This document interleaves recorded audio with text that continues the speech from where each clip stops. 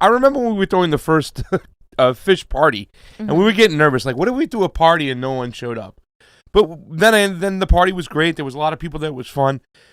Joe Biden and Kamala Harris had that nightmare come true. It was only your nightmare. It was not mine. You've never had that nightmare to throw a party and no one ever shows up?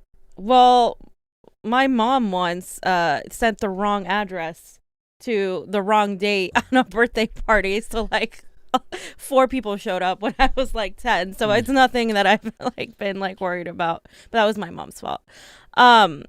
So you posted this actually. Biden and Harris had a campaign event in Arizona, and the local press said that not one supporter showed up. Yeah. And I understand people are going to say, but COVID and all this other stuff, it doesn't make a difference. You know what I'm saying? When people are excited about a candidate, it could be a hurricane outside.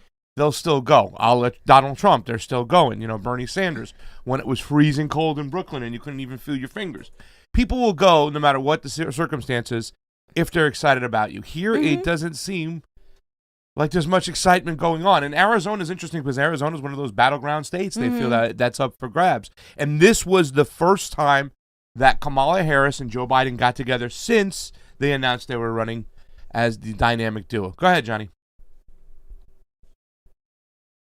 Going on, and I'm told by one of the Biden staffers, local staffers, is that they kind of kept the details about the visit as far as the timing and the exact locations, and pretty much all the people that we saw enter into the parking lot about 45 minutes ago were with the Biden-Harris campaign and the pool reporters. So you would expect to see, this is a pretty big event for the two of them to be campaigning together for the first time since the Democratic National Convention here in Arizona. We've established, our state has established itself as a battleground state, and so this is technically a big event, but not a lot of fanfare. So we're getting information about what's going on with these meetings from our national correspondent pool reporters, but from out here, you really can't tell anything much is going on. Biden-Harris campaign not releasing a lot of details about where these events are taking place and exactly when. Like I said, this is a huge event politically, but you can't tell by the outside of the Herd Museum. There's really not a lot going on here. Well, Miss McCain spoke at the virtual Democratic National Convention, recalling the relationship Biden and John McCain formed during their Senate careers. She then formally endorsed Biden for president last month, praising his, quote, character and integrity. They're such That's all they can praise. Fam, now you've seen a Bernie event like where a lot of people don't know what's going on. They're waiting to hear. And then the information gets released. Then what happens? What do you mean? People there's all right, Bernie's going to be in an event Saturday. He's going to be here Saturday, Sunday, Monday. We don't know where he's going to be Sunday, but when we hear, we'll let you know. Because they're saying they didn't release the information. They're trying to kind of protect themselves from the fact that it was just a horrible, disastrous moment that nobody shows up. But I just want to let you speak from experience because you know what it's like, and all of a sudden you'll hear boom, Bernie's going to be doing this. It's a pickup thing. How many people show up for those things if they are excited for that candidate? Thousands of people show up. I mean, even the criticism that I gave the Bernie Sanders campaign with at last minute changes and not really having their shit together when it came to putting the events together. They didn't let people know ahead of time. The media found out barely ahead of time. And even at those events, you had a lot of people show up. Now, it wasn't as much as 2016 in some parts. Because of the way they did it, but it was still thousands of people that showed up at the last minute. And people are going to say, oh, but it's COVID. I don't think so. I mean, you have people going out in mass protests. You had what Johnny's going to talk about later, the Lakers winning. I don't know, so many people out there last night in downtown LA. You have the Trump rallies without Trump, that people have every Saturday. Hundreds of people show up to those on the weekly basis.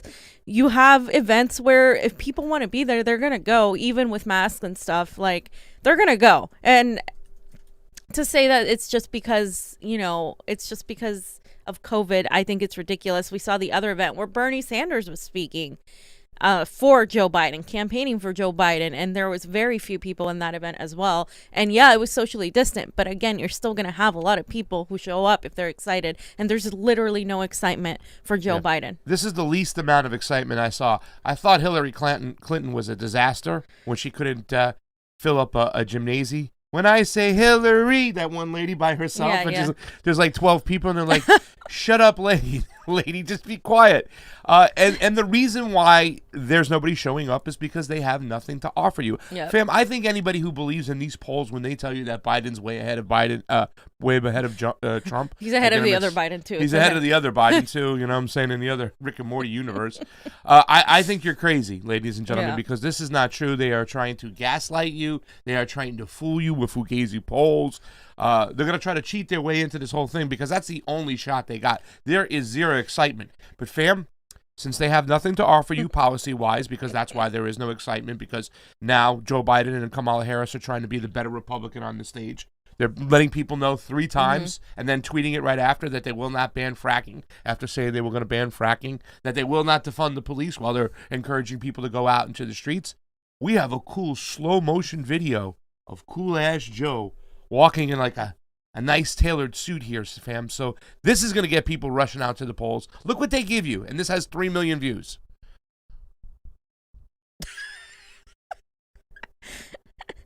Fam, what is behind the mentality of the organization of the campaign right now that's running this? An idiot, moron. I don't know what to tell you. I mean, that's just, what is that? That's like, Joe Biden. Joe Biden walking with his Requiem for a Dream, and he says, "Let's go vote, Dogs. America." Yeah, let's go vote for what? What are we voting for? Like literally, we're just voting for a guy walking slowly in slow-mo. Like, what is this? I mean, this guy is giving you nothing to vote for. I mean, really, to tell you the truth, this has to be a progressive nightmare of sorts. I know it is for me sometimes when I think about it. I keep saying to myself, I can't believe the Democrats are doing it again. If you think that this guy really legitimately won, then I'm just sorry for you. Really, really, if you're pushing this guy, all you idiots like Cenk Uygur and all these, I mean, seriously, this guy is just an empty suit. He's a literal empty suit. There's nothing he can do. He can't have an add-on policy because there's no policy he supports that's much different than Donald Trump's. So it would be a waste of resources for him to even do that, especially since they're only targeting the audience of Republican moderates who don't like Trump. And that's the very small minority they're trying to target. So it's kind of like, it's just kind of pointless for him to do anything more than this. It's just kind of a joke. I feel like this whole thing is a joke. I feel like both of them don't want to be president. I feel like this is like, I don't know what to say about this. I mean, this is just sad. Well, it's really sad. It is sad. It really, to tell you the truth. I mean, and it's also enraging considering the fact that people are, on the daily, like now I'm hearing people are going to be unemployed again. Even the ones that had their jobs before, they're going to lose that job because businesses aren't getting any help. And I speak to some people who have small businesses whenever I encounter them, and they're not happy with the situation at all. They definitely don't like the way things were handled in California regarding like the nail salons, regarding like all these people who work retail and restaurants. They definitely lost out versus like a Republican state like Florida, where you can criticize all you want how open they are, but their numbers are actually better than our numbers, which is interesting. And they have people have been working. Yeah. So you can take it or leave it. You can be like, well, that's, but the fact is nobody really, the government, the Democrats and the Republicans didn't handle the situation right, and people are hurting.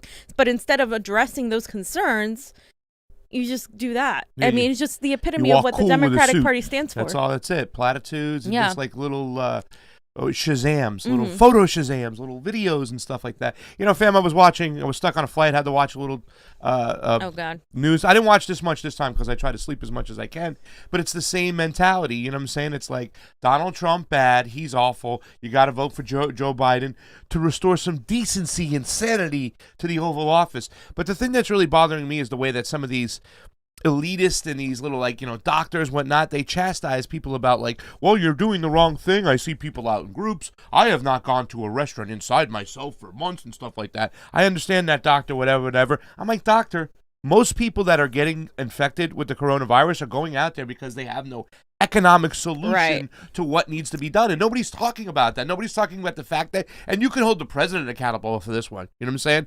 You can hold everybody in Congress accountable, even my good friend Tulsi Gabbard. You can hold Pelosi, the squad. Nobody brought forth any economic solutions before they kicked up a ton of money up to the top. And it's that slow-moving asteroid that has finally hit the earth, and I don't know what's going to come of this. I don't know what's going to come of this when it comes to renters. I don't know what's going to come of this when it comes to small businesses. But I know that Joe Biden looks cool, like a 90-year-old Terminator of sorts from the Terminator 4, walking cool. But, fam, he did pick up a good endorsement over the weekend. Oh. Yeah. Putin trolls Biden. Communists and Dems share a common value, while Trump's record is hard on Russia. So pretty much what Putin did, and he is really, really trolling the Democratic Party right now and stuff like that. But he did want to point something out. And I just want to go to that third sentence where it starts off with Putin was speaking in terms of historic Soviet communism in a recent interview Wednesday detailed in Newsweek. The Democratic Party is traditionally closer to the so-called liberal values, closer to social democratic ideas, Putin began. So he started off right away saying that, like, not this Democratic Party, but he's still doing that, right? Because he's trolling them. You know what I'm saying? It's great. But I think it's something that we really should talk about too as well, because when we talk about the Communist Party, we talk about this demonization of Russia. We were kind of talking about it the other day. We don't want to necessarily put Putin on a pedestal. But the the Communist Party and what's over there, what Putin is all about. And if you see in that next sentence right below the picture, it says, after all, I was a member of the Soviet Communist Party for nearly 20 years, Putin added. I was a rank and file member, but it can be said that I believed the party's idea. I still like many of these left-wing values. So here he's talking about the left-wing values. Equality, right? You know what I'm saying? And I talk about, Putin. Putin had that kind of similarity when it came to Bernie Sanders, when he was strong for the working party, and he really wanted to fix equality. Putin doesn't like his oligarchs. We talked about this, Johnny. Remember the first time we had Sloboda? It's like, the oligarchs, they get the Americans in line over here. They get the Congress in line. The oligarchs give the Congress their marching order, but it's different in Russia. Putin tells their oligarchs to settle down, you know what I'm saying? And he keeps them in check. So, I mean, it's just a little bit different. And also, fam, look who left the tweet. If we have a little tweet down below over here, it's really cool. It's inside the article, John. I made fam watch this movie called True Believer. And it was an old school movie where James Wood played this civil rights lawyers that was now defending civil liberties for drug dealers. And then you had the big New York government, like the Cuomo type of government, like keeping, the immigrants down and throwing them in prison without, proper representation and framing them. And here comes James Woods to save the day. And at the end, I was like, fam, James Woods is a big Trump supporter now, and here's a little tweet he left. I thought this was Babylon, the Babylon Bee, but he was just talking. He was kind of pointing out now, like, oh, look at Biden. Biden's the one close with Russia, not Donald Trump. So I mean, it's interesting because I don't think Putin represents an actual communist party any longer. I mean, his government is more of a nationalist type of government, definitely heavily nationalist. A lot of the times because of the United States' attempt to really infringe on them. That's why a lot of these countries tend to be nationalists. I would say Putin is definitely to the right of the Communist Party, but it's interesting that he's mocking Joe Biden because a lot of people have said that Trump and Putin are like BFF when Trump has been extremely harsh on Russia, like sanctions and with the sanctions, with everything, and like letting treaties expire. I literally was called like a Russian asset at least 3 times yesterday for saying that I'm not voting for Joe Biden. And it's really interesting. Like, it happens so much. And it's not just coming from the neoliberals now. It's coming from a lot of the neo-progressives who are buying into the Russiagate story, even today, 3 years later, as it was declassified that it was completely false. So I don't understand this obsession with painting Putin and Trump as best friends when in reality, Joe Biden, and the thing is, the Democratic Party plays into it. They're like, oh, Trump and Putin, even though Donald Trump, policy-wise, has been hard on Putin. Yep. So and when you talk about Putin too as well, we talk about like the nationalistic things and the cultural issues and the social issues, definitely to the right. Yeah. But when it comes to a lot of the economic issues, like he's kind of on par with that, equality and whatnot. He was a card-carrying member of the Communist Party for years. That hammer and sickle represents the workers. You know what I'm saying? So, when it comes to those situations, it seems like he is definitely like, closer to what we want as far as like equality. I mean, when people say, are you a communist of sorts? I'm like, no, I just want rights for workers. I want workers to benefit in this country. I want workers at the lowest level, whether it be sweeping the street or cleaning. I want them to have enough economic, financial help to buy a house and live comfortably and be able to go, have medical, their medical bills taken care of. So, I mean, Putin is kind of somewhat there closer to that than, the fact that I think he gets demonized all the time. And let's not forget, fam, the whole Russiagate thing, and this is something we should talk about, because people using the Russiagate thing, I had a debate recently, somebody Russiagated, you're being called a puppet online. We see it all the time. What are you, working for Russia and whatnot and stuff? For the neo-progressives out there who don't understand foreign policy, this will be a good start for you. Start off by saying Russiagate was fake. It never happened. It was made up by the Hillary Clinton campaign, and now we find, fam, all the money ties from Nancy Pelosi to CrowdStrike. Nancy Pelosi. Adam Schiff knew for years that they had no empirical evidence that Russia hacked the servers. They just wanted to make a buck. It's it.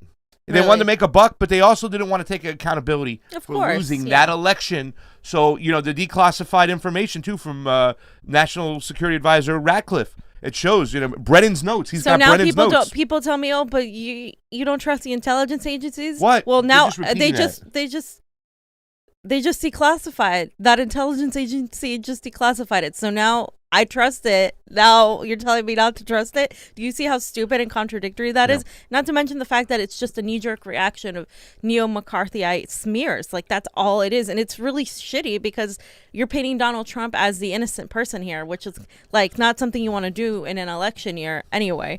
But it's I want to point out a lot of the criticisms that are coming from the left on Putin is his social issues regarding the LGBTQ community, regarding how his government is really totalitarian on free speech. What do you say to that?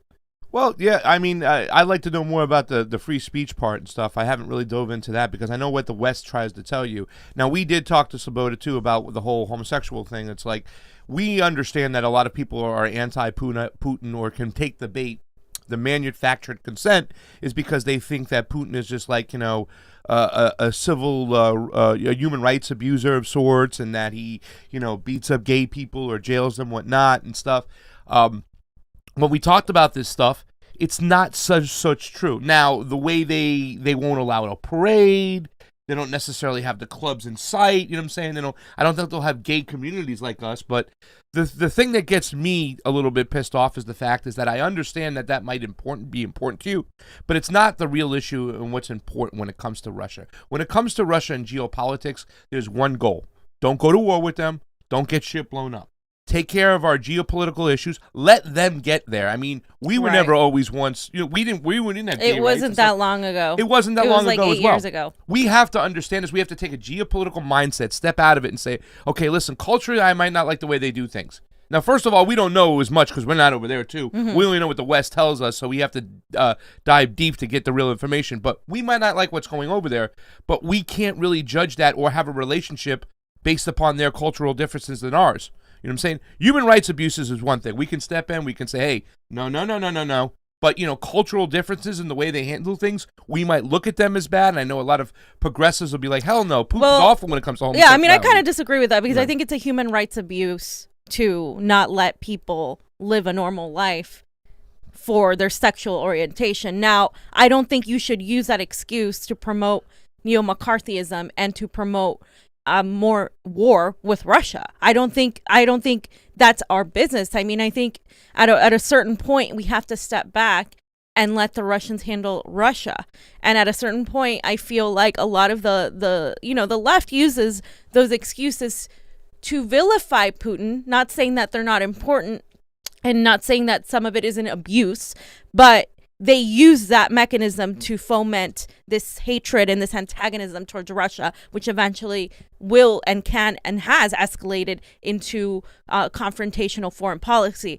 The two really, it's just weaponized, is what I'm saying. It's the liberals weaponize that, especially because they weaponize only social issues to really get things done. And so, like, to me, it's not okay that somebody like Putin is doing that. If he is doing that, I can't say that I know enough to say he is or he isn't, but what I can say is that it needs to stop being weaponized to use this sort of like anti-Russia propaganda, because if the United States is creating this McCarthyism and is creating these stories around Russia, I don't put it past them to also exaggerate the claims that are being made regarding how people live in Russia. So yeah, I we're a little bit different on that one because, like I said, I kind of weigh it out and whatnot, and I understand how people can, once again, I'm a compassionate person. I want everybody to be loved and be freed, what I'm saying, stuff like that. But when I told you the other day when I was speaking, I was like, well, who do you think, like, who's bombed more gay people around the globe, United States or Russia? We bomb 40,000 people every year. There are some gay people who die in that. You know what I'm saying? There are some people of all races, color, and creed. Means. I mean, I know that, but you're once thinking again, big picture. That doesn't, yeah, change the fact but what's going on. that does, to me, it weighs a lot more. Geopolitically, I want to keep us away from bombs. I want to keep us out of proxy wars. Us killing each other. It has a lot more weight. We can't force our ways upon everybody else. We have to let them figure it out for themselves. If we show a peace-loving kind of mentality, then their ideology for homosexuality and the LGBT community will probably open up more if we show more compassion. But if we start starving people out and bombing people and killing people, who are we to say anything? About the way they. That's what I'm saying. You community. can't use it as an excuse to continue your attacks against Russia, but you also can't dismiss it as a non-issue. I just don't think it's our issue. Yeah. I think it's their issue. Exactly. And they put that issue once again. It's like, well, this is that issue right here, and you're talking about actual, warfare and Cold War and NATO and stuff. This is a lot higher than that right now. Unfortunately, I don't want to sound insensitive. I don't want to, just push over it and gloss over it, but the main issue is let's stay out of war with Russia because they have nukes, and I think that's the most important thing. You put this in here the other day. Hold on. Did we miss one? Okay, yeah. So Biden has been tokenizing Latinos and Black people for a very long time. His whole career. And the Democratic Party in general, right? The Democratic Party in general can only tokenize them and not do anything for them. So I wanted to post two things. One was Niko's status on that he posted this that resonates with a lot of what's going on. He said the hardest part about being a Black man in the quote progressive movement is that every day I have to listen to people pretend to care about the issues most affecting us to get a moral high ground on their political adversaries, knowing that they don't really give a shit about us. That is essentially a lot of people who have come at me or at a lot of us who are not voting for Joe Biden saying you don't care about people of color, you don't care about immigrants. This is an example of how that is completely just horrible to use. And then a side-by-side comparison to how they do it. Because Sarcasm Stardust posted, this is disgusting. Politicizing these deaths this is pretty disgusting. To gaslight for Captain Crime Bill is fucking sick. And it is. Because look at what Michael Moore posted. He said they are all on our ballot this year, okay? And you have Breonna Taylor, Philando Castile, George Floyd, Stephen Clark, Eric Garner. All of these people, okay, are their names of people who have been killed by the police in a very unjust way. Now, Joe Biden has literally said the same things that Trump has said regarding the protests. He'll start out by saying, yeah, we support peaceful protests, but we don't support riot and looting, and the people will be prosecuted, and blah, blah, blah. Joe Biden has also made VP Kamala Harris, who is the top cop, who is supported by so many police unions and the law enforcement. So it's interesting to me. They can't really oppose Trump on that. So they're trying to kind of do both. And it's really disingenuous.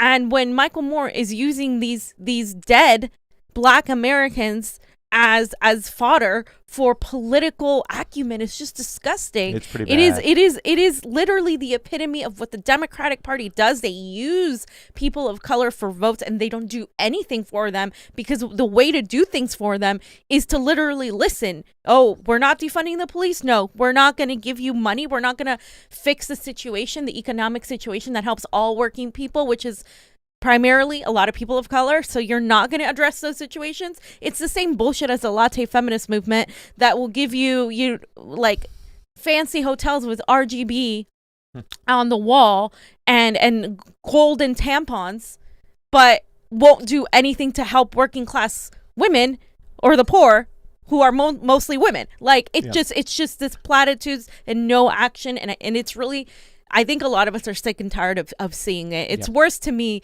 than often, like, if a Republican says, yeah, like, that those people are horrible and thugs, I can attack that, and I know that they're saying they're thugs, but you are weaponizing these dead kids, these dead men and women, to get political points. Yeah, and you talk about the platitudes, and I always keep on talking about the policy, and I've yet to have anybody tell me, and you see the way they're just exploiting the situation right here. It's disgusting. And you talk about the way I always say, hey, well, what about the 1994 crime bill? You want to talk about racism? You want to talk about systemic racism?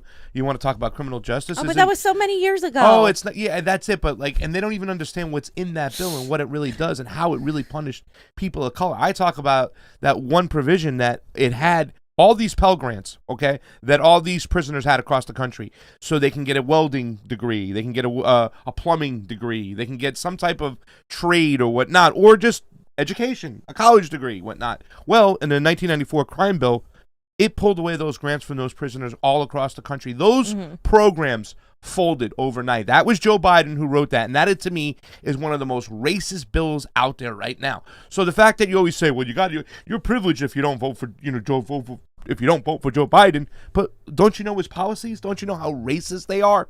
So what do you just want to use their name and whatnot? You want to go out there and say, oh, I'm against racism, vote for Joe Biden. How do you figure if you're not going to even look at his crime bill? And there's so many other bills. We could start talking about the Patriot Act, the first guy to talk about building a fence.